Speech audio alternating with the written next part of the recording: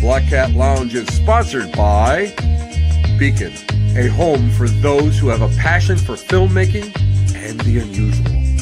Paraware, apparel for the action-seeking paranormal investigator. Dragonfly Art and Soul for all of your magical, metaphysical, and spiritual needs. Mystery Control, your go-to feed for science, magic, true crime, the paranormal, and so much more.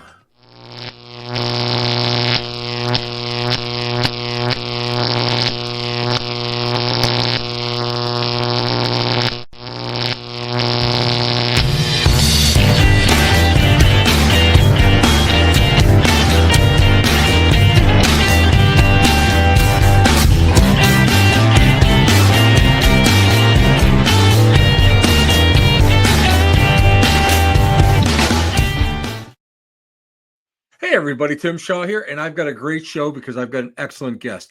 This is someone who I follow him forever. He's just forever. You know what?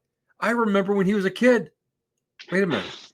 I might have been a kid then. I'm not sure how long it's been.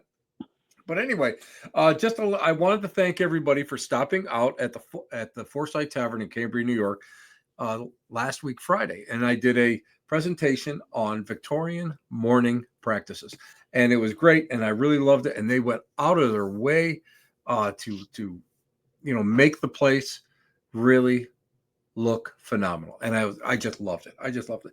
And I'll just let you know, for those of you who are interested, next month I'll be there again, and I'll be talking about idiomotor response, which is basically what dowsing is.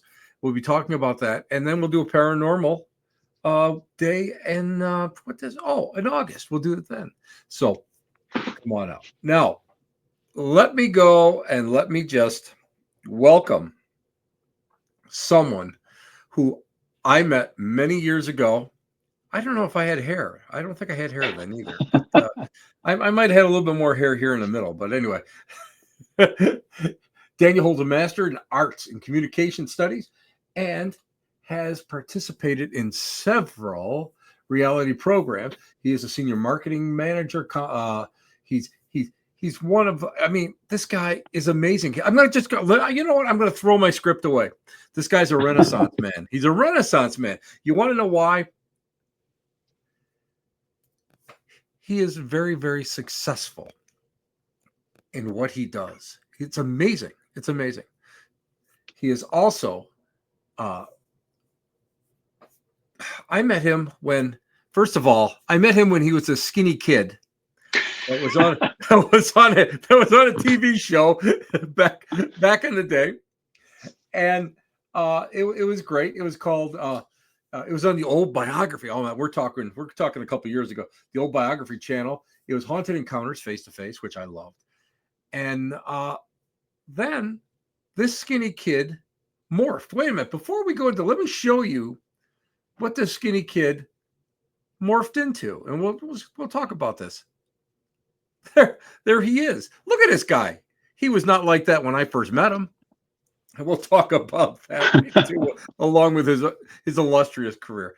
But what I found fascinating about him was the fact that he was the lead investigator on this reality TV show. One of the first OGs. Let me tell you something.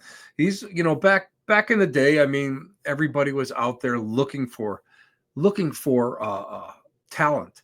Everybody was out there looking for a show premise. And they picked him up, scooped him up, and they brought him along. And we're going to talk about this amazing tech, that this methodology that I've used with a lot of success. So, ladies and gentlemen, boys and girls, children of all ages, let me bring on really someone who I really respect. This dude, I really do. And he only lives 3 hours away from me. So it's like one of these days I'll get lost on the New York State Thruway, head south, and we'll stop for lunch. A good friend, Daniel Hooven. Daniel, hey, how Tim. Are you? Good. It's so good to see you, man. I know we had a little problem earlier trying to connect, but now you're here. Daniel, listen, I gotta ask you, first of all, what are you eating to keep those arms? My I think it's God. called. I think it's called being 5'6", Tom. Uh, It's it's just try to keep healthy. A lot of protein, all that stuff. Just try to protein shakes, but I think a lot of it is just I've been blessed slash cursed with short limbs. So when you lift, there's only one place for them to go when you're a smaller guy like me. oh, all I gotta say is I remember back when we first met face to face, and I can remember right where it was. It was Niagara Falls at Hmm. the old it was is it the Riviera? Not the Riviera. I can't think. So actually, ironically, it's one of my favorite cups, the Buffalo Terminal Central. Right, that was Buffalo Central. Yeah, Buffalo Terminal. How about that? Oh my God. Now, listen, now you're really dating me. Now I feel old. Thank you. I appreciate that. But I remember you as a skinny kid. And I mean, you had some arms on you. I mean, I'm gonna give credit where credit is due. But you really, I mean, you muscled up. And I always remember the last time we interviewed you and you were still wrestling and you were out there getting crazy.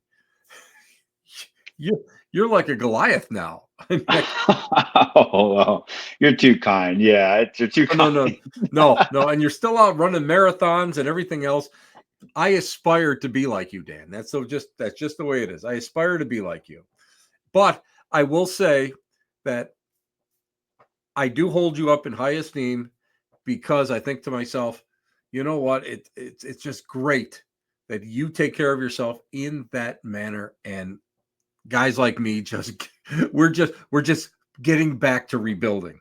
And I think that's great. And so you actually are an inspiration to me. So that's great. So that's enough I, about that.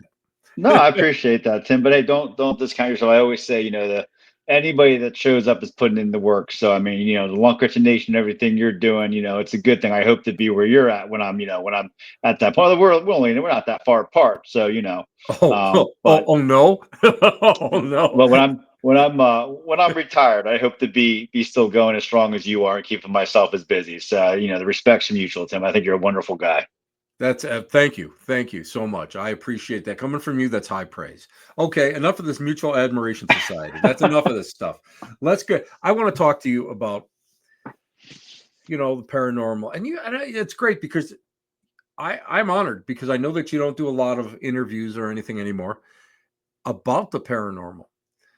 And a lot of people don't realize that you and I mean Adam Kimmel, you guys came up with something really unique, really unique. So let me just as something that's just as a little background. How the hell did you get into the paranormal? Because I know everything else that you're doing in life. And first of all, wait a minute. I have to ask you something.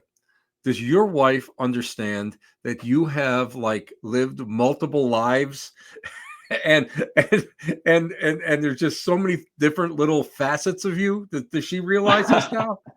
Yeah, yeah. It's funny. She says I've been on quite a few odd adventures in my life, and it's a funny thing. When we met, we have a lot of mutual friends. It's funny how life works its way out. One of her best friends to this day I went to college with, and she said, "Oh, I'm going out with this guy named Dan Hooven," and she goes, "Oh, I went to college with him." She goes, "Well, you should go out.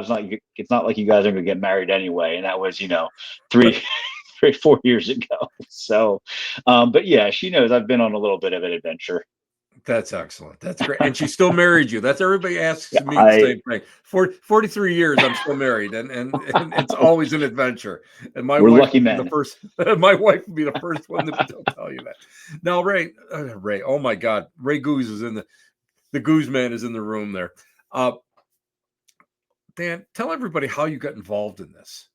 Yeah, so it's actually funny, I'm a marketer by education, marketer by trade, and Adam Kimmel was really, we had gone to college together. We went to college together, and he was really into it. And he was nice enough to bring me along that adventure. I was helping him with some of his. He was getting into YouTube before YouTube was like, a channel, really. And I was helping him with some of his social media, building a brand presence. So more of just like using my education to help him kind of build that brand, so he was doing all the video work. He was the one really coming up with the concepts. I was kind of along for the ride. So, you know, I thought it was cool. I have a Ghostbusters tattoo. I was actually born on the day Ghostbusters came out, June 8th, 1984, trivia fact.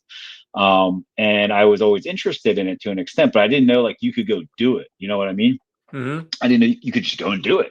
So really, he's the one that introduced me to everything.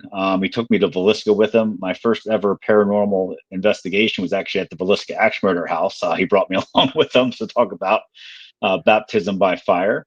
And that's really how I got into it. And I started kind of tagging along with him and helping him out. And, from there, we actually earned some of those opportunities back in the day. I mean, you know how it is, Tim. Back in the day, every TV had a show. And we ended up on Paranormal Challenge together. We kicked off that series. Then we did School Spirits, and he was actually selected with us to do the Haunted Encounters. There was just some scheduling stuff that happened, unfortunately. But really, I got into it through him, and I found it interesting. And he taught me a lot of things that I didn't know about it. But I never knew you could just go and do it in real life. And I think what he taught me was, we're all kind of doing something different, so there's no right or wrong answer. So, that's really how I got into it, through him. Now, I want to ask, I found out, now I was doing a little research on you, Dan, of course. Haunted Encounters, you guys didn't film a pilot for that, right? No. So what Amazing. happened was this. Yeah, what happened was this. So we were, once again, like I said, my background's marketing. So, Adam and myself and Jordan, Adam had this concept and we were shopping it around, and I was using a little bit of more kind of stuff that digital advertising does today, but we were going through and finding out what production companies took solicitations, because we understood the production companies sell it to the TV networks. It's not vice versa. And we had submitted, anytime we submitted a treatment, we would email it to them, and it would go to a landing page, a website of like, this is who we are, basically a resume Right. of why, why we think we should, do a TV gig. And anytime they pinged it, I could track on the back end on Google Analytics a city where it was pinging. So I know who had, we could basically track, here's the companies, here's your headquarters, here's who actually opened it. And we would follow up with an email to them because we could know they opened it. It's a lot of the email marketing people do today. We were doing that with our treatment. So when we did that, ping pong was one of them. And, through one of the things I really liked about the paranormal, community was making friends, virtually through social media. And we, personally, I'd become really good friends with Helmy Kramer out there in Salt Lake City, Utah. And he had the captain who was at the time, a paranormal K9. He had trained him in different techniques. We're still great friends to this day. I think I might go out to Utah and then watch the Eagles and Lions game with them. He had also submitted a treatment, so he had been shopping and stuff. And there was networks interested in him, obviously, based on what he was doing out there. So, long story short, we were talking one night, and you know how it goes, everybody gets the casting email, and then you're like, oh, maybe they'll pick me, and, big announcement coming soon, then you don't hear anything. There's like 5 stages to it, right? But we had both made it to like the 3rd stage, and we put 2 and 2 together, and we said, hey, they're interested in both of us. Why don't we give them an option of us working together? And we presented it to them, because you asked me, that's a win-win. Helmy was all about it. He's a great guy. They labeled me as the lead investigator, but I mean, it was a team effort, really. If it was a fully team effort, I think Helmy was great, and I think the show would have been better if Adam had been able to make it. But we presented to them, but yeah, we went straight to shooting 1 season. Sometimes I wish we had done a pilot. In hindsight, older, wiser, I think some of it was a little bit rushed. Some of it was in our control, some of it wasn't. You know how that is more than anybody. But I'll always appreciate the opportunity and to make those memories and make good friends. But yeah, they shot 5 episodes over a summer, over 6 weeks. I remember I got on a plane and was flown out to Los Angeles. And 2 days later, we were filming at the Black Dahlia Murder House. That's amazing. And people don't realize that it happens that quick. It's that much work, and it's not easy. And people don't realize, everybody thinks, oh, I got a great show on YouTube. Well, that's not the way it works. You have to go, and you need to shop. You need to be able to get yourself out there, and you need to work and push. And you were the right guy at the right time. Let me tell you that's an amazing story. Now, That really is. I always say the harder you work, the luckier you get, but it's all timing. It could have been anybody. And I'm very, very fortunate, very thankful that they gave us that opportunity for that. But like I said, you've been in this for you know how this goes. I mean, I'm sure it's just such a unique experience on the back end of things. it really is. And you know what? I have to say that whenever I go and I shoot an episode or whatever, I always say, I'm thrilled that I did this. I don't care if I do another one, but I did this. And I think back and I think about all the people I've worked with, and I think about all the different places I've been, and I think about how lucky I am. And that's just the way you have to look at it. And Uh, I am just always thrilled. I'm always thrilled when I hear of one of my friends getting picked up, or the production company comes to town and they go visit a location that I work a lot at. So it's all about that, and I love it. I love it. Now, hey, yeah. let's talk. Let's talk about, oh, how did you guys come up with this Ripples in Time? The reason I'm always thrilled about this, because back in the day, we're talking way back in the day when I probably had hair, and this was not so white. I really think that the Singapore theory was huge, and that's where you kind of go and you kind of recreate, a scene somewhere. But you guys like knocked it out of the ballpark. You guys pushed it a step further. More than a step, a leap further. That's the only way that I can describe it. And well, I'm going to let you tell everybody now about the development and the why and how you decided to do this. Yeah, so it was, it's one of those things I kind of say every Hollywood movie goes back to one of three plots, right? So it's, it was something different, but so really where it came from, I remember, you remember like OG Ghost Adventures, right? There was the one Yep. episode where they were doing the reenactment and they put that poor guy down in like the cellar and they got the claw shadow, right? Um, I forget where that was, but if you remember that episode, I remember that because the reaction was so visceral. Like that guy down there was just, like, you could see in his face something was wrong. He had no idea what was going on behind him. So, the idea of reenactments being used to draw out activity really has been around for a while, and I think used in a lot of cases. The way we always talked about it was exploring history through the voices of it. You can really, if you think about it, when you talk to when you talk to a spirit, however you want to phrase it, when you communicate, you're communicating with somebody here that was here, before you, which is kind of cool if you think about it. But we were doing that for a few things, and then we were, experimenting here and there, and raising the bar a little bit, kind of doing reenactments. And Adam actually one day, he was a baseball player, pretty really good baseball player, from what I remember. And it's like we saw everybody, dress up, you go in, you reenact it, you say, is this true? At some point, you got to give them something to care about, right? So, his perspective, Adam's perspective was, what if you went back to Babe Ruth's infamous, one where he points and he hits the home run, right? And you're reenacting that, but you purposely, instead of reenacting the way it happened, you strike out, because at that point, you'd think somebody that was really proud of what they did would want to speak up and say, hey, that's wrong. Actually, I did this. I did this. You know what I mean? So, purposely reenacting it in a different way, almost like if you think about the butterfly effect, and, we ripple in times just from a wrinkle in time. I'm a brand guy, a marketing guy, sometimes to a fault. But it was just saying, let's take a moment that this spirit was really proud of, no matter how perverse it was, like whether it was Lizzie Borden or whether it was a Dr. Hodel, and take that from them and see if that gets them to speak. Because we didn't want to be the group going there, oh, you're not going to speak, yada yada yada, provoking them or whatever. There's a time and place, I guess. That just wasn't our thing, and everybody else was doing it. So we said, let's be a little bit more sneaky in how we do it. Let's take a moment away from them and see if they want to speak up and tell us what really happened here. And that's where it came from. And I think, unfortunately, I wish we would have explained that better when we did the show, because people thought we just didn't know the actual history. And it wasn't communicated well enough to the viewers that we were purposely messing up a moment in history to try to provoke a reaction.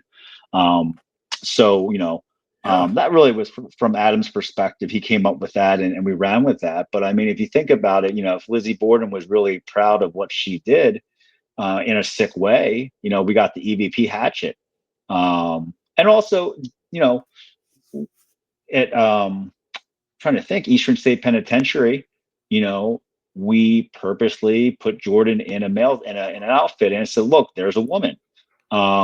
Just, so our whole thing was I don't want to say provoke them, but let's elicit a response by making them correct what actually happened.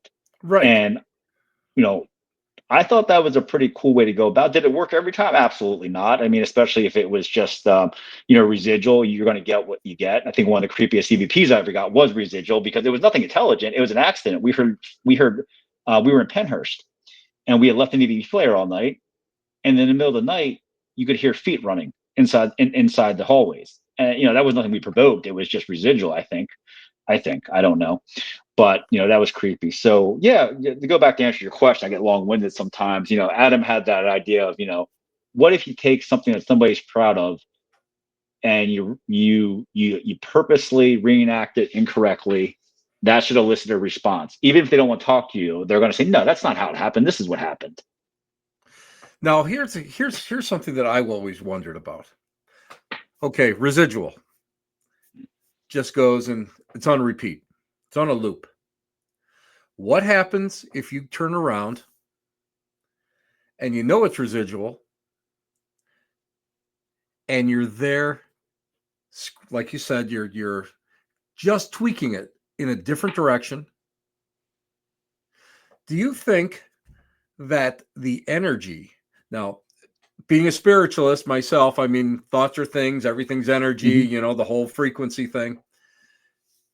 Do you think that we're actually going and we're kind of meshing in with that frequency to elicit some kind of response, to force a response, to cause a reaction with that energy in order to, create a residual, something like residual phenomena?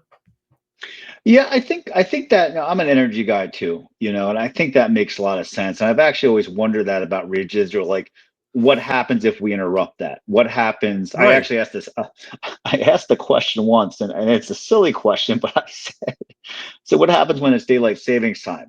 You know, does something like move back an hour or up an hour? Yeah. So I think that residual, like anything in a loop, you put something here, it's going to stop it, and it might change it, it might push it a different way. But I think energy is energy, whether it's residual, active, or intelligent. That's my opinion. I don't know, but Mm-hmm. that's my opinion. Honestly, I feel the same way. That's exactly the same way I feel. And a lot of people are always like, I know a lot of skeptics that go and say, well, there's none of this, there's none of that, but there is energy. What happens if that energy is flowing and it has some kind of residual memory or something that was impacted within that energetic field? Because we know that, let's face it, we know that that there's limestone, there's quartz, everything geological around us can hold almost like a storage battery. So this energy is there. So we're just out there just trying to pick at it, little bits and pieces. Dan, let me ask you this. Oftentimes we go out there and we're trying to go and recreate something. To what extent did you guys go to recreate it? Now, we know that you knew the history. We know that you tweaked the history a little bit, but that's not all that you did. You also went and, I mean, you guys played the parts. How far did you guys go with that? Yeah, so we did some stunt, not I don't want to say stunts, but as far as like immersing in it, it was interesting because before we did the TV show, um, we did some crazy stuff. We did some crazy stuff, hanging props at Prospect Manor or Prospect Place, Hmm. things like that. For the show, we did as much as budget and time would allow. When you're doing that, you don't have the luxury of being somewhere all night. It might say, entering at midnight, leaving at 7 a.m. But I mean, we might have been there for 3 hours if we're being real about things, and they were 3 good hours, but you know how that goes in post. Yeah, exactly, Um, exactly. we did it, and we're not actors. We're not great actors, but we went to the point where we were dressing people up in the roles. We were recreating scenes. I mean, we did a reenactment of an attempted murder in the Night Stalker's room at Hotel Cecil. Right, That's right. where that's the extent we were going, and that's really where it meshed well because every location had a alleged serial killer or a minus Eastern State, which was just like cool because it's like Eastern State, right? But for there was the tuberculosis outbreak we talked about, but so we went the full Monty. We had dress it, we had wardrobe, we had props, and like I said, we weren't the greatest actors, so I don't know if it was portrayed on TV kind of as raw as we wanted it to be. And it's a little bit harder when you have 7 people around you filming it versus 3. But yeah, Exactly. I just remember we were going into the Night Stalker's room in Hotel Cecil about to reenact a murder, and I'm like, I guess we're really doing this. Now, let me just ask you about the Hotel Cecil. There Yeah. has been so much conjecture. And I myself have always been interested in it, but I also know because I've studied some, serial killings and these killers and all sorts of stuff like that. I've been in locations where these persons lived or whatever. And to me, all these people walk in there with these preconceived notions, especially investigators, these preconceived notions that X, Y, and Z is going to happen. And to them, it happens. I walk in there and nothing happens. I walk in there and it's like, I'm going to look at it, even though, even though I am a spiritualist, even though I am a medium, the whole thing, the problem comes in is that these preconceived notions color their expectations. Those Hmm. expectations turn into their own reality. Where I walk in there going, okay, hey, slap me. Come on, just slap me. Let me feel something. Let me experience something. Do you think that that's a big problem with the Hotel Cecil? I think that that's a problem, really, any like hot spot you go to, right? Like, Bobby Mackey's, right? And God bless everybody. I've been there. Wanda was wonderful. Rest in peace. Like, wonderful people. It wasn't the portal to hell. I think things get branded Exactly. like that. Yeah. It was active. Now, I will say one surprising place, and I'm like, I'm like, oh, here we go. This is the tourist spot. One of the most active places I've ever been is Lizzie Borden's house, and I was shocked because I thought it was just at Really? that point, almost to the point where there was so much tourism, like it's almost like folklore. And we weren't expecting it, and it wasn't things you would expect either. Honestly, Tim, like we got that one EVP hatchet, but like it wasn't Right. malevolent. I think the thing that spooked everybody out the most was our producer. We were taking a break, and our producer was upstairs getting B-roll. And you know what that is, but for anybody watching, it's just the stock footage between things. And she called down the microphone, "Hey, who's ever walking back and forth in the bedroom, stop. I want to get the sunlight coming through the door." And then she comes back, she goes, "Who's up there? They're walking back and forth." And we looked at the footage and you could see shadows blocking. And when she opened the door, nothing was there. And the look on her face was priceless when we realized what was going on. But yes, I do feel like sometimes you go somewhere and you're like, this is a paranormal hotspot. It happened to everybody else, so it has to happen to me. And then you manifest your own experience. And that's your, I'm not trying to, I don't think anybody purposely does that. It's just human nature. It's like, this is going to be a great time. It's going to be a great time. Or it's going to be haunted. Oh my God, I feel itchy. Now I'm possessed. But you tend to manifest what you want to manifest. And that's human nature. I'm not trying to be negative about it. No, but it's so true. And that's one of the biggest things Mhm. that I have a problem with. And that I've seen this over and over again. I've seen some people not go into the ripples in time, but do more of the Singapore theory. And all of a sudden, it's like it's like run dude run moments, all of a sudden they're speaking in tongues. I think that's the problem with it. And I hate to be that person that goes and says Well, got news for you. It's just it's your expectation.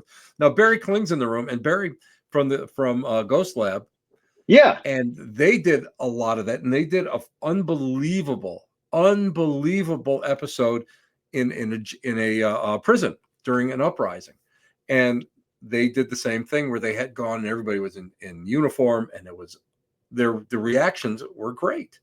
And I've worked with Barry and Brad at Gettysburg, and they've got some really neat stuff, but we were in Pickett's Charge, and I did the manual of arms and shouted it out because, as someone who is a Civil War enthusiast, I understand, I know what it was. And we got this rifle fire. It was Oh, amazing. wow. So you never know how. I think your intent has to be in there. I think that your mindset, when you started doing this, when you started going in for the ripples in time, when you started to reenact these scenes, what was your mindset? What was that? What was in here? What was going on here? I mean, I know myself. I'm not going to lie. I've been on set where I've been doing my thing, and then in here it's like, are we going to have lunch? Yeah, I won't lie about that. But Yeah. what was your mindset when you're doing it? So, and real quick, Ghost Lab, I remember watching that. I have a lot of respect for what they did, just being able to innovate and constantly want to innovate while being kind of working with production company. And I love the production. Ping Pong was great to us. They were had a lot of integrity, very honest, good people. But for them to do what they do, I thought they were ahead of their time, frankly, I with what did they were too. I doing. really did. I Yeah, did too. Well, you guys did it, um, and I mean, Ghost Lab was ahead of their time, and mhm. it was unfortunate that pop culture kind of just swallowed everything up, and that's Yeah, basically what it was. It was pop culture yeah. and a consumer culture, which was really tough. But Mhm. anyway, let's get back to what was in your brain. Well, what was in my brain the first time we did it was, is this shit gonna really work? Like almost kind of like, is this gonna work? And then the other, is this gonna work? And then when we were doing with the whole production crew, I said, man, we probably look really silly doing this, so it better work. And then it didn't work half the time. I think what went on in my head is, it adds a layer. I think it adds more. I don't want to say risk because I don't think not getting evidence is a bad thing. If you ask me, that's a good thing. I think I the do too. paranormal, you're looking I for do the too. explained and the unexplained, and Right. 90% should be explained, in my opinion. It's that I agree. 10% that's unexplained that's like so cool. But in my head, I was thinking, is this going to work?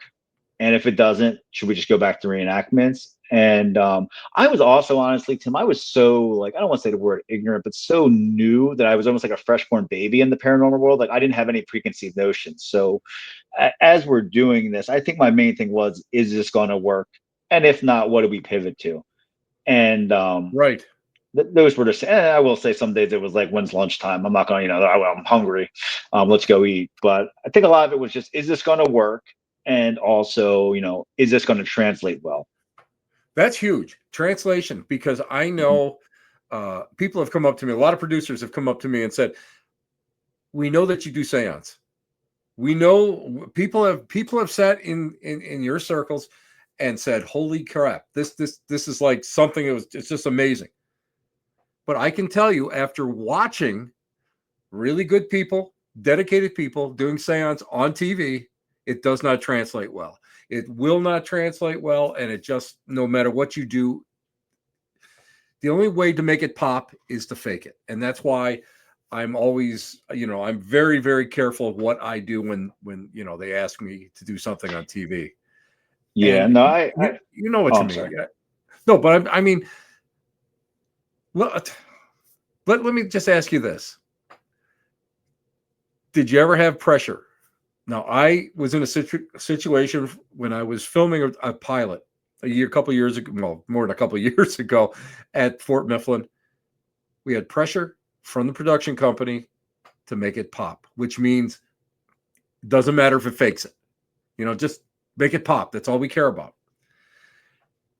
Did you guys ever have that kind of pressure when you were being filmed? No, not with haunted encounters. I would say the term they would say a lot, and this is why I do have a lot of respect for Dave and Bree and everybody that we did. They were riding a really big wave of success off of finding Bigfoot because they had stuck to being legitimate, Right. and they were really big on that. And the only, and it's not gonna say the only, what they really did a good job of. I remember there was an episode, um, the Boston Undergrounds, coolest episode I've ever filmed, but like not then wasn't that great on TV because there wasn't too much activity because of the noise cancellation. But they would say, "What do you find interesting about this?" And what don't you know? And sometimes see that one really focused on the story of the mayor knowing there was a gas problem, letting people die. And I also, Mm-hmm. ironically, I fell over because I'm very clumsy. For as much as I work out, I can't walk, and I fell over and rolled my ankle. So Oh, half the episode was basically on the fact that I had like tripped over like an old piece of like railroad track and was just like they just left me. Yeah, I'm just a guy just go investigate, and I was just basically like in a room by myself the whole time. No, so no. Ping pong, they were real big. I think they had a lot right. riding on that because they had so much legitimacy from finding Bigfoot. Paranormal Challenge on the Travel Channel, no pressure there. From them, I think the one that was wanted, and I think they got what they wanted honestly at the end of the day because we did three. So we did the series premiere Paranormal Challenge. That was Adam, myself, Mm-hmm. and Jim, and then we did Adam and I did Sci-Fi School of Spirits because Adam had a really big paranormal experience in college, which is what got him interested in the field. And he was telling his story, and that was Mark Burnett Productions. So I mean, they're big players, Right. and they asked us questions. We kind of knew what they were doing. We were a little bit wise to the game, and Adam's very protective, and he was helping me through it too. To the point they actually had us come reshoot like 2 months later, and I think they got the words out of our mouths and mashed it up to make they got the story they wanted out of us. But even Right. then, they were just like, well, they would say, why don't you say it this way? And we were like, no, we don't think we will. But they would move on to another question. But yeah, I have to say, Ping Pong Productions, My Talupa with Travel, good, honest people that wanted an honest to God show. They're good producers. So if we don't find evidence, they'll find something else. Exactly. And that's what you look for. The problem is there's too many people out there that are willing to sign the contract. First off, not read it, which is which just drives me insane. But they're more than willing to say whatever they want a producer wants you to say. And I always remember them coming up to me and saying, "Listen, Tim, I know you know what you're doing, but I know what I'm doing, and I make great TV." And I looked at him and said, "I don't care about great TV. I am not going to go and risk my integrity." That was always Yeah. a big thing that you always had to worry about. And I knew that you were one of those people. I know Adam is one of those people, and Hmm. I think that's what I think that's why I think we connected, and I think that's why we really started to see eye to eye in so many different things. Now, you did come and you did touch upon provoking. Now, Hmm. this is something that you will remember this. Every time somebody burped, they were provoking. I mean, people were they would go on these investigations and it would be like, why don't we all just like hold hands and sing Kumbaya for Christ's sake? Because I mean, really, when you started thinking about it, anything you did was provoking. Uh, I mean, I'm a Ouija board guy, so I mean, I Hmm. I collect them, I use them, and everything. And no matter what, I don't know how many times Zozo has come through, and I'm going, "You're not effing Zozo." Don't. And I mean, you can feel everybody's butts just tensing up because I'm poking the devil. But you know, I think that in order to elicit a response, sometimes we have to poke the devil. And that's why I love the whole concept of ripples in time, because you could be recreating a murder, yet you would go and just tweak it to that point where you would elicit that response. Now, when you guys were working, did you ever have anything physical happen to you because of that? Because I know myself, I've been scratched doing that type of methodology. I've been pushed. I mean, I got knocked. I was trying to go upstairs. I got knocked down on stairs one time, at the Bergen House in Bergen, New York. I mean, I've been beat up a little bit because I tweaked it. What about you? Did you guys ever like experience any kind of physical phenomena? Not exactly just like getting beat up like me, but I mean anything that did happen around you. Because I think a lot of people are always afraid. I think a lot of investigators are afraid to push the envelope. I think they all like to go up to that wall and they like to see the pretty lights flash and they say, "Oh, that's far enough for me." Mhm. Once for me, it was ironic we were filming the Paranormal Challenge episode, and I caught a lot of flack for this. And there was a thing where, and you go back to that. I mean, that was Tim. That was my second ever paranormal investigation. I was new, right? I was new. Um, and the thing I'm most proud of it actually is we kick off. We actually hold a fake sermon, and that's where we kind of started getting into this whole ripple in time thing. And but there's a scene where we're in a basement room and I'm on a stair and Adam's saying, push them, push them, push them. Like I said, we're brand new to this, so we're just kind of doing what we've seen before. And on TV, it looks like I get pushed. What happens is I felt somebody almost like kind of bump into me like you would in the hallway, not like in a check, but like, a bump. Right. And I was so stiff from like standing there that I stumbled forward. And so the way they sounded, it's like, did they put like something touched me, something pushed me. It touched me and shocked me that I actually, so it wasn't violent, but it was enough to make me visceral and say, oh my God, there's something here. And what I'm glad that show had, because it validated it for me at least, and I think for Zach and the host, is my heart rate was so high up from the shock of it, but I wasn't screaming or making a scene. I was almost like, if you go back, I'm almost in shock. And so that, it wasn't malevolent or anything, but something touched me just so much to be Right. like, you want me to do it? Right. I'm right here. And then like, cause I'm so stiff, I like fell for a second and like, oh my God, I got pushed. So that's the only physical thing, honestly, for me. I can't speak for anybody else, but that was it. That was kind of a welcome to the business moment. I love, we were up the Mansfield Reformatory a couple of years ago, and my friend Frank, who's a trainer, he's a lunker. He's the OG lunker of all of us. He he's a retired CO, and of course we had Oh, him wow. being, a prisoner and having him handcuffed, and he's 6'3", and he's like this, he's Mhm. an animal, and we had him we had him into solitaire, and he acted up and he started screeching and he was just going on and on and on. And the reaction that we got was amazing. It was amazing. And, Dan, I think to myself, what would have happened if we had gone and even pushed it even further? We had decided that we were going to do the scenario, but we did not know that there was a guard that had been killed there at the time. We did not, unfortunately, we didn't do our homework and didn't push it far enough.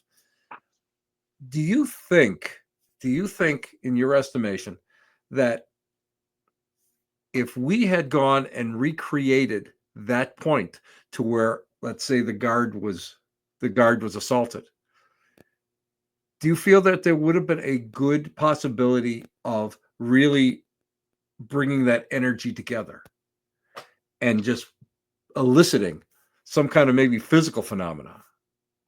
I think so. I think there's a point where, and I'll say this, I think there's a point where you push it to a point where either everything happens or nothing happens. And that sounds crazy, but the reason I say No, that true. is there's going to be a point, and one of the reasons we stopped doing the provoking after like the third YouTube video we made, which was everybody's doing it. So it's almost like if you put yourself in these spirits things, they've seen it over and over. Like, oh, here's another guy calling me an a-hole, But if you really touch that nerve and you have somebody there, and I really believe if he's a real life CEO, they're going to sense that because I feel like that's energy, and Oh, he that's knows yeah. that they know it. Um, so so I really think that yeah, if you had pushed it further because he was a legitimate CO and you were in there, I think it's almost like the perfect storm at that point where something could have, escalated at that point. It was, and I'm going to tell you the reason why I brought it up was the fact that the temperature dropped 17 degrees within minutes. Cold air was blowing out of the cell, out of the cell. It was, you could feel it. Cold air blowing right on us. And we had one of the scanner boxes going, which, be honest with you, I'm interested with them, but I always hate using them. But it stopped and it said, kill him. So we know that, yes, he was pushing it. He knew how to push it. He knew exactly what to say. He knew how to go. And if there was any kind of I'll just say convict energy there, he knew how to go and poke it. And I think we got a great response for it. But I just often wonder if we had pushed it even further. Now, let me ask you this: do you know when we're talking about, we're in the moment, we're working with it. Now, in seance, we really go and strive to build that energy, to sync everybody. Everybody's got to be on the same level, and we have to all have to be like-minded. But it's like an energy umbrella, like an energy bubble. Mm-hmm. When we were at Mansfield, it was building, building, building, and all of a sudden, two ladies came in because they heard us. They heard Frank screaming outside. Of course, he's got a voice that's louder than mine, and they came in, and it died. It just died. When you were working, when you were doing these recreations, did you ever feel that the energy was actually sinking in, where it was starting to become like energy, where it was starting to build to a point that it created either this mark on this audio mark, this EVP, or something physical could have happened? Like to a point where it normalized to it, or like an escalation point? Like, yeah, like an escalation point. Yeah, I would say, trying to think back, I think that, yeah, I go back to Eastern State a lot, and I think only because that holds a lot of fond memories for me. Mm-hmm. Um, and real, kind of just deviate real quick. The reason it does is, we you had talked earlier about, being able to kind of share this journey and appreciate everything. And we had a lot of extras in that episode, which for a lot of friends of mine that had, kind of supported me from the start. So a lot of the extras in the B roll were my friends from Philadelphia. We're all Philly kids. So he's not anymore, but at the time, the owner of Penhurst was actually in it. He's one of the guys that got stabbed. But I yeah, I get to see. go back. See, I remember these things because you gifted me all the DVDs of all the shows. So I always remember that. So I mean, yes, I have watched them until they don't play anymore.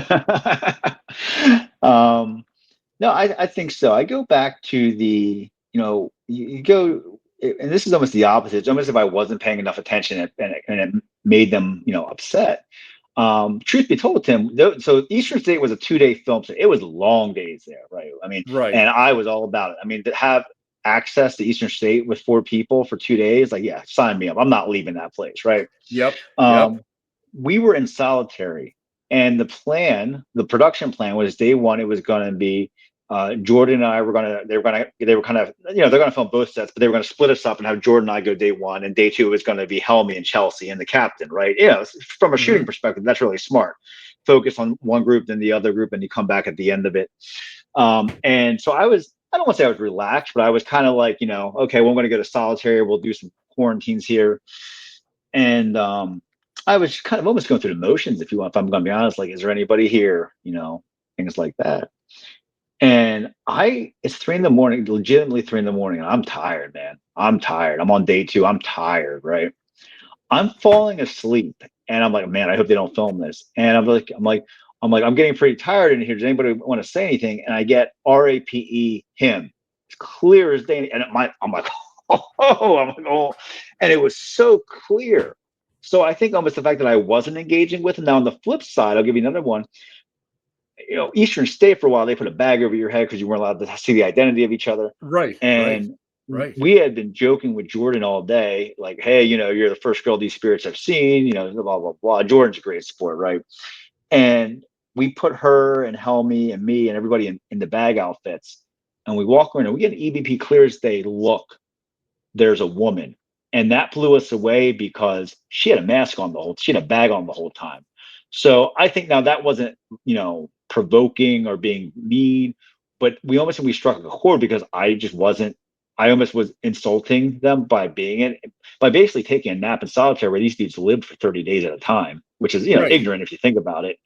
And Jordan for being, a woman in that situation. But now that I think back on it, I mean, think about if there is, spirit still there that we're stuck in solitary. Here comes this guy thinking he's just going to relax, kind of chill there, where you had to suffer by yourself.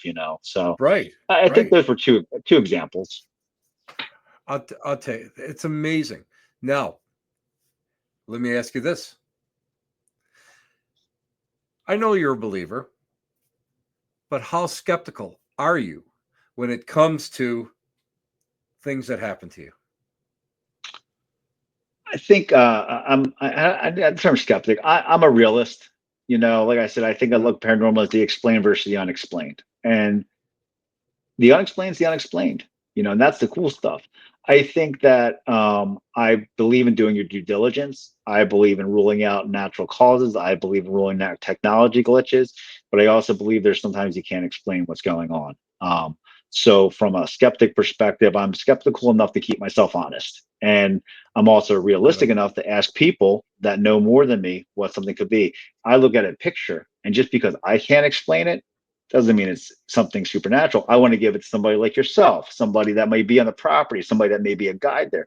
They're going to know so much because chances are, if there's a matrix picture of a broom that looks like a floating apparition, that picture's been shared 30 times by 30 different people. So, Oh yeah, um, exactly. and Exactly. yeah, and I think where I'm at is, I say this to my one friend Tyler. He's really into it, and he's getting in. And he has, I actually wish we had met earlier because I would love to go out with him. He goes to Gettysburg a lot. He was just down in Savannah. He just travels and does this. You got to be humble enough to be wrong, or you're never going to be right. And You're that's how I right. look at it with the paranormal field. That's you know what? I'm going to steal that line. I'm going to steal that line, Dan, because it's so true. Because Yeah. what I see now is too many people out there doing things because they want that hey look at me moment, that oh my god moment, and I think that's wrong. And again, I mean, being brought up spiritualist and as from an early age, and having the flip side where oh somebody just passed gas, oh that the spirits in the room. No, I mean, really. So, I mean, you got both sides there that they want it. I think the problem is too many people want this for too many different reasons. You know, sometimes they want it. It's like the homeowner that wants to feel special. They want Hmm. their house to be haunted, or you have somebody that's looking for, let's say, a tick. Now, back in the day, I mean, it was YouTube, but now it's all I'm looking for TikTok viewers or whatever. I'm looking for that little bit of fame, Yeah. and they're kind of short changing themselves and everybody in the field, and that's what I do have a problem with that. But I think you're right. I think you have to. I don't know how many times I've come back and I've said I have got the greatest EVP in the world. Listen to this, and people go like this. Where is it? Okay, Yeah. let Yeah. me amp it up. Let me amp it up. And you don't hear it, and you have to be humble enough to say, okay, okay. It's my imagination. And you know as well as I do, once it's imprinted here, you're going to hear it. Or once you read it, Hmm. the old TV thing, You show what it says, and it says it all of a sudden. Oh yeah. Yeah. Exactly. Yeah. Yeah. Yeah. Yeah. Exactly. Exactly. Bucket list. Is there any place that you'd like to go and investigate? Um, you know, this is probably controversial, I would say. I think for me, I tried to pitch it for the show, and they said no go because it doesn't really exist anymore. I'd love to go down to Waco, Texas, where people, I'm aging myself now. You talk about David Koresh and the Waco compound. Not a lot of people, half the people we know won't know what that is. They weren't Mhm. even born yet. But I'd like to go down there. Um, I would say internationally, I don't know if there's much activity. The catacombs, which I'm actually going to in December, which I'm really excited in France. Oh, fantastic. That's Um, awesome. That's awesome. but I would say those are the two. I know I've always been interested in war sites, but I walk a weird line there just because it's you have to be so careful not to be disrespectful. And I don't know if I'd feel comfortable doing that, going to some of those sites. But I think for me, it would be Waco, Texas, of all things, the compound down there, the catacombs in France. And I like to go to any sort of Coliseum in Greece. And like I said, they're all outdoor venues. It sounds crazy, but man, the history that went on there, the history. How about you? Yes. I'm going to turn Pompeii. around on you now. Pompeii? Pompeii. Pompeii. You know what? Somehow, some way, inside me, I swear to God, that anytime something comes up on one of my feeds about Pompeii, I have to sit down. I have to read the article. I follow the latest archaeological discoveries of Herculaneum and Pompeii, and it's just amazing to me. And because it's so frozen in time, that to me is what amazes me more than anything else. I deal with, I mean, if you look around me, I'm surrounded by American Civil War. That is something that's been a huge influence in it, and something that I really know.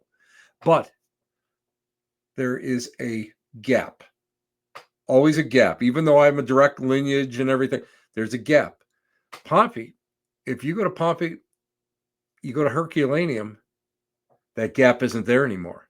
Yeah, that's because true. it's frozen within those hours.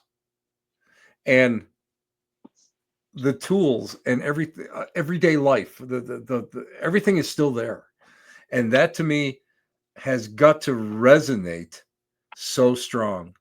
And I don't know, I'm going to be honest with you. I don't know if I could walk those streets without like letting my imagination just go wild. I really don't.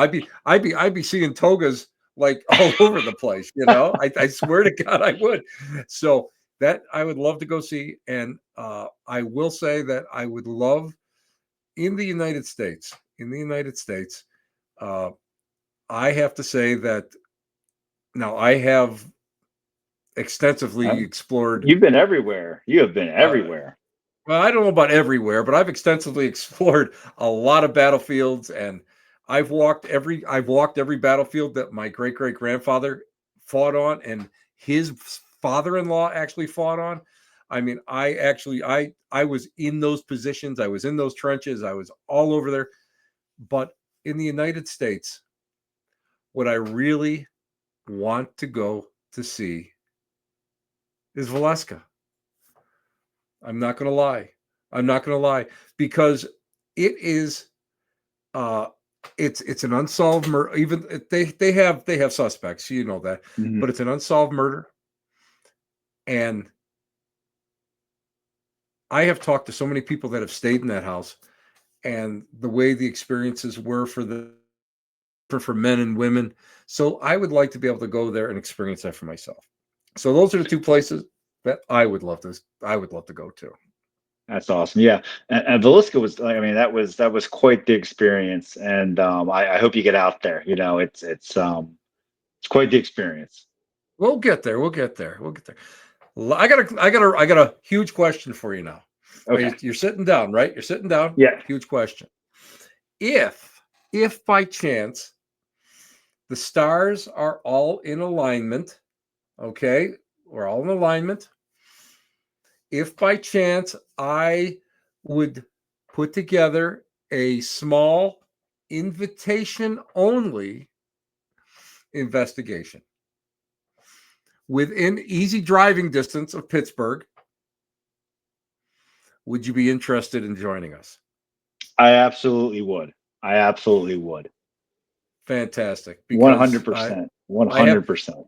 I have a couple ideas, and a friend of ours owns a haunted art gallery, which is on the Erie Canal, which is really great.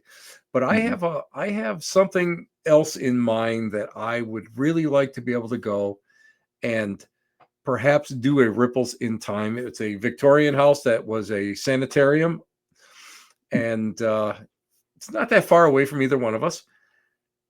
And it would be the absolute perfect location to do this. And there's a lot of comprehensive information out there. And I actually own a postcard written by someone who was there and being cared for. So in my collection. So I would like to Wow. bring that back as a trigger object, but also the fact that we would be able to go and, perhaps they used to do battery, or I should say used to do electrical. They used to do electrical shock treatment there. They used to Oh, put you in a geez. tub. They used to put you in a tub there and run DC current in through there. So I do, That's and I do, terrible. Oof. and I do have a couple. I do have some DC work here, just to let you know, in my collection. So perhaps we could go and talk you into it. Not necessarily going into the tub, of course, Dan, but that's what my friend Frank's for. We can Everyone talk. needs a friend like Frank, though. You need a friend like Frank, though. Yes, you do. Yes, you do. Frank, jump in there. See what happens. Put your tongue on the battery. See what happens. No, but So, I would love to have you come along with us. And oh, I'd be honored to, Tim. I think we started this talking about mutual respect. I look at somebody like you, and I mean, I think you're everything right with the paranormal field, in the sense that you, and the way you approach it, the way you are. I think we're both very similar in that sense. I would be, it would be great to come out and do that again. I never lost my passion for it. I just kind of life took me in a different direction. I've always been interested. Like I said, my friend Tyler, I still like to think I'm a mentor to him. He's really getting into it, and it's kind of refreshing for me to tell him about, and learn from him. Because I'll tell you what, he's really good about shooting stuff down pretty quick, saying this is that, this is that. And it would be really refreshing, frankly, to get out there, especially with you, because it's been so long since we've seen each other in person. It would be great in so many ways. I think it would be great. I think it would be great, and I would like. And again, we could do the ripples in time. We could do so much and who knows? Maybe we could shoot an episode and we could have Dan Hooven back on TV again. But Dan, they don't pay well enough. Believe me, they don't pay. Yeah, I know. I always joked about that. I said, guys, like this is a cool experience, but I said we're getting rich off of not paying the travel for a summer. I said we're not going to rich the other way. Real quick, I said something, and this was in joking, right? I don't know if the producers thought I was joking. I said, what if we got that shot that stops your heart, and then you put adrenaline in, and we give me a code word, and when I'm flatlining, I say the code word, and then we see if the EVPs work. And I was kidding, but they gave me this look like, and then the one producer's like, well, you'd have to sign a liability waiver for that. And I said, no, we're not doing that. But they thought about it for a couple seconds, didn't they? That's the scary part. Yes. Yeah. I've been in that situation where they've suggested things, and I'm going, no. Yeah. No. I think one of us could lose a limb here. Yeah. Oh no, but don't worry about it, Tim. We'll put a harness on you, and then you put the jacket over it. No, you're not going to get me to do that. I don't care. I'm not recreating falling off, 2 or 3 stories. They'll say it's not going to happen. Not going to happen. Dan, it's so great to be able to reconnect with you again. I mean, seriously, it's a lot of people. They always say to me, you know some of the coolest people around. And I have to say, I'm very blessed with that because of the fact I've been around, and, I've outlived like I always say, Dan, I've outlived all of my critics, so I'm at that age now. But I have gotten a chance to meet some really great people in the field. And you're one of them. Adam Kimmel, who I just reconnected with up at Mansfield this year. You guys have always been inspirations to me. You guys have really worked hard. I love what you guys done. And we know that Adam is a paranormal. I call him a paranormal entrepreneur. He owns 2 locations that he puts his heart and soul in. And you have gone and followed so many different career paths. And I think to myself, every day, you can't waste. You just can't waste these days. You got to be able to go and take care of the basics, take care of your house, take care of your life. But then you go and you can go and follow your dreams. And you became a wrestler, which to me, first of all, you were older. You weren't like 19 years old when you jumped in the ring. You worked hard and you fulfilled that dream. We're not going to go into the injuries. We're not going to go into. Oh, I know what I was going to ask you. When it comes to wrestling, and I know that you've had a lot of work done, for to repair some injuries. Mm-hmm. But I've seen video of you getting hit with chairs. Now, I'm going to tell you what I know when someone pulls, when they're going to get hit with a chair and they're going to, a little bit of, it's more sound than hit. Mm-hmm. You got hit with chairs. You had to be bruised. You worked a white collar job. Every time I look at one of these videos, all I could think of is Edward Norton in Fight Club when he's in his cubicle and he's all beat up. He's doing it. What was I got to ask you, what was the reaction? Yeah. Of your coworkers when you would come in after a match like that? I think usually a lot of it was, and I will say, chair shots hurt. And I was in a match once, and my friend was in there, and he pulled it, and the crowd, man, they ate him up. I looked at him, I said, "You better hit me again, and hit me twice as hard." And they hurt, they bruise. The worst is when, and this is where I get, there's a safe way to do dumb stuff, as I say. You hit me with it, I'll be able to absorb it. It's what I'm built for.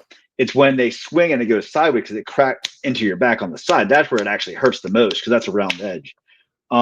I think it gave me some street cred at the office. Ironically, I found out one of my coworkers' cousins was also a wrestler, so we had a connection there. I think the only time it got a little bit weird was I was in a match and I had been cut open the hard way, so a chair got thrown at my head, right, and boom, yeah, and it busted me hard way. So I had 6 stitches. It was bad, right, and I had to go to Columbus, Ohio, the next day to meet a few senior leadership people and be introduced to them. And I think they said, "What happened to your head?" I said, "Oh, I was working on my car this weekend and didn't roll out and hit my head on it." I was coming up with excuses. And then my boss, he's a cool guy. He's retiring this year. He's a cool dude. He looks at me. He goes, "So how bad was the chair shot?" And I just laughed. I said, "Yeah, it's pretty bad." But yeah, I would say people think it's cool. It's kind of like people that know every now and then somebody will call to me and say, "Did I used to watch you down in Elizabeth?" And I'm like, "Yeah." And I did some extra work on AEW TV once, and some people saw me on that one. But overall, it's like a cool fact. It's like, Dan was a pro wrestler, and a lot of people are like, "Really? Like he's so like mild mannered and like whatever." Now every now and then my boss will say, "Okay, Dan, we're going to this budget meeting. We need hardcore Hooven. We don't need Dan Hooven. We need to lay the law down." So it's a fun fact. It's a fun fact. It was when I was a kid, and I so a little bit about me real quick. I know we're going over, but That's the fine. reason I try to really chase things is I was adopted from South Korea, so you look at me, I had a whole new lease on life over here, and that's how I looked at it. Like every day was like something that a lot of kids could have had. I got plucked out of the orphanage. I was lucky enough to do that. And when I was in kindergarten, what do you want to be when you grow up? And it said Ghostbuster, pro wrestler, or lawyer. And I laughed to this day. I said, "Well, the one thing I didn't achieve was probably the one that might have made me the most money, but it wouldn't have been the most fun." So the wrestling part, I've always wanted to do that. The paranormal, that was a journey that Adam McKimmel really he put me on it. Frankly, without him, I would have never got into it.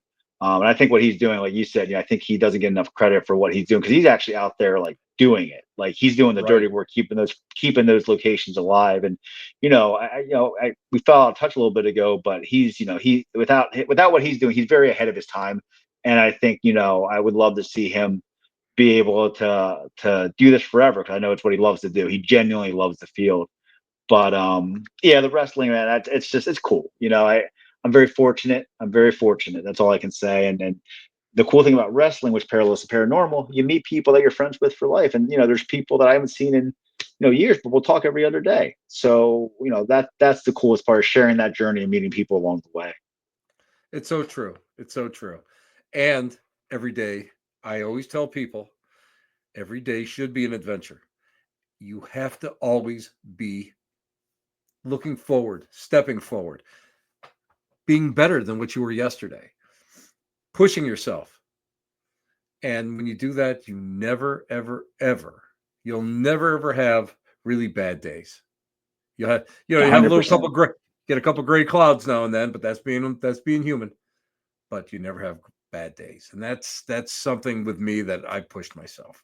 Dan, stay on the line so I can thank you properly. Now that we got you, we don't want to lose you. And again, and we'll be back in just a couple minutes with you. But thank you, Dan. Thank you. It's so great. Thank you, Tim. It's so great to just reconnect with you again, because you're just you're my type of person. You're fascinating, and you're all over the place, but you're so focused. You can be a conundrum all wrapped up, in wraps on your shoulders and your knees. Okay, you're a conundrum, but we'll talk about that in a bit. Thank you so much for being on. Thank you, Tim. Guys, Dan Hooven is an amazing, amazing person. I love him to death, and I was so thrilled when he said that he'd be on the show again.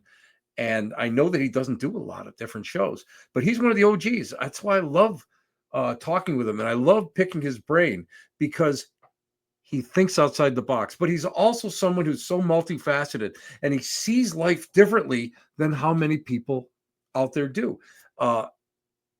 Every day should be an adventure. So, guys, listen, speaking about every day being an adventure, get out there. Make your own adventure. I'm telling you that. Make your own adventure. Get out there. Keep going. If it's in paranormal, find a way to do it. If it's in art, find a way to do it. There's always a way to do it if you're creative. Tim Shaw here. You're at the Black Cat Lounge. We'll see you next week, because why? It's where the elite meet, next to the dumpster transfer station, guys. Be good. Take care. Ciao, babies.